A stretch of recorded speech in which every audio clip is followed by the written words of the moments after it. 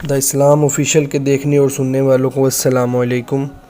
40 ہجری کا رمضان حضرت علی کا آخری رمضان تھا۔ امام علی باری باری اپنے بیٹوں اور بیٹیوں کے گھر افطار کرتے رہے۔ 18ویں روزے کی افطاری کے وقت آپ نے امام حسن سے فرمایا کہ جاؤ اور اپنی بہن ام کلثوم سے کہو کہ اس کا بابا آج اس کے پاس روزہ افطار کرے گا۔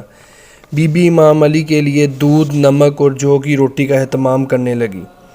آپ جیسے ہی دسترخوان پر بیٹھے تو آپ نے بی بی سے فرمایا، بیٹا کیا تم نے کبھی دیکھا ہے کہ علی کے دسترخوان پر ایک کھانے سے زیادہ کھانے ہوں؟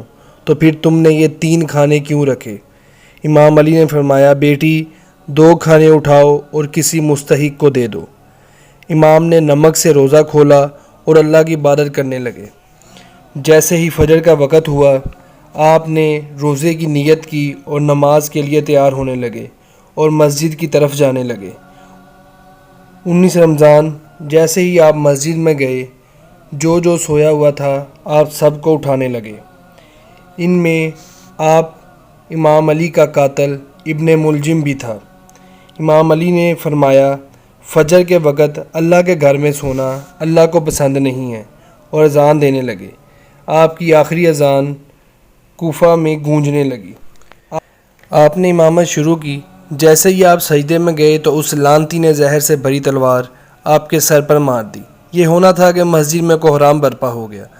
آپ کے سر کے خون سے محراب رنگین ہو گیا۔ نمازیوں میں سے ایک شخص امام کے لیے شہد لے کر آیا۔ باقی نمازیوں نے عبد الرحمن کو پکڑ لیا۔ جب امام نے اپنے قاتل کے چہرے پہ موت کا خوف دیکھا تو آپ نے شہد اپنے قاتل کو دے دی اور سختی سے فرمایا، کوئی میرے قاتل کے ساتھ بدسلوکی نہ کرے۔ اگر میں اس ضرب کے ساتھ شہید ہو جاؤں تو اسے بھی بس ایک ضرب لگانا، اور اگر ضرب سے یہ بچ جائے تو اسے آزاد کر دینا، اور اگر یہ مر جائے تو اسے غسل اور کفن کا اہتمام کرنا، کیونکہ اللہ تعالیٰ ایسے انسان پر لعنت کرتا ہے جو مرے ہوئے جسم کی توہین کرے۔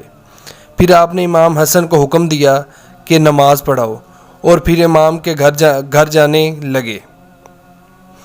آپ جیسے ہی گھر گئے تو گھر میں کوہرام برپا ہو گیا۔ آپ نے فرمایا، گھبراؤ نہیں، اللہ کے ہر فیصلے میں مصلحت ہوتی ہے۔ طبیب نے دیکھ کر فرمایا، جتنا ہو سکے امام علی کو دودھ پلائیں۔ یہ بات سننا تھی کہ کوفے کی گلیوں میں سے ہر ایک یتیم بچہ دودھ کا پیالہ امام علی کے دروازے پر لے کر پہنچا اور کہنے لگا کہ ان کو یہ دودھ پلائیں، ہمیں دوبارہ یتیم نہ کریں۔ جیسے ہی 19 رمضان کا دن گزرا اور 20 رمضان کی رات آئی تو فرمایا، اب میرے ہجرے میں کوئی بھی نہ آئے۔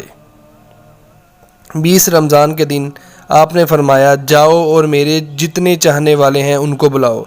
اپنے چاہنے والوں کو آپ کے قریب لایا گیا تو آپ نے کہا، پوچھو، آج بھی علی تمہارے ساتھ ہے، کوئی سوال کرتا، کوئی آپ کی زیارت کرتا۔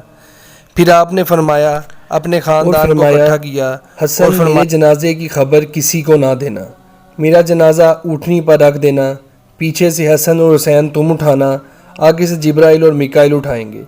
میری قبر پہلے سے بنی ہوگی، جہاں وہ اٹھنی رکے وہاں تدفین کر دینا، اور یہ بات کسی کو مت بتانا۔